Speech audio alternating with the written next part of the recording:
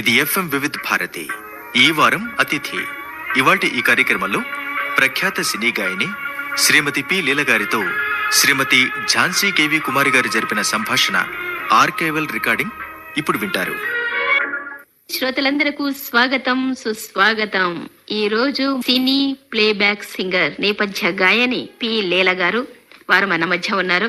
నమస్కారం అండి లీల గారు. నమస్కారం అండి. శ్రోతలకు నా నమస్కారాలు.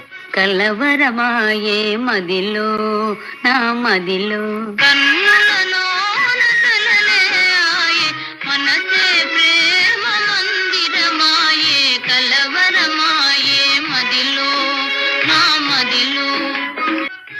మీరు కేరళలో జన్మించారు, ఆ తర్వాత అక్కడే చదువు కూడా సాగించారు. మరి మద్రాస్ వాళ్ళకి మీరు ఎలా దొరికారు? వాళ్ళ సినిమాలకి నేపథ్య గాయనం చేయడానికి? నాకు చిన్న వయసు సంగీతం చాలా ఇష్టం, కానీ నాన్నగారే అన్ని నేర్పించారు నాకు. ఫస్ట్ నాన్న, అమ్మ కూడా పాడతారు, అంత బాగలేదు, ఒక్కరే ఒక టీచరే ఉంది. దాన్ని బట్టి మద్రాసుకు తీసుకొచ్చారు నన్ను. బాగా క్లాసికల్ మ్యూజిక్ నేర్చుకోవాలని నన్ను తీసుకొచ్చారండి.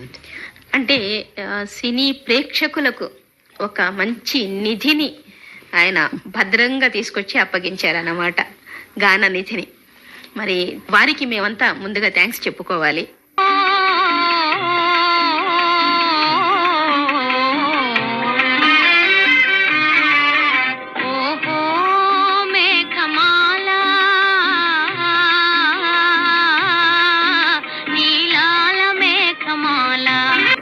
మీరు ఎన్నో సంవత్సరంలో సినీ రంగంలోకి వెళ్ళారు?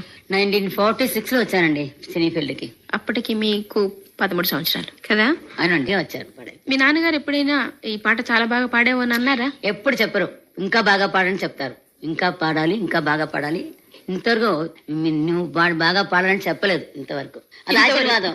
అదే ఏడు కొండలవాడ వెంకటరమణ సదుసేయక నీవు నిదురపోవయ్యా కలనైనా నీ వలపే.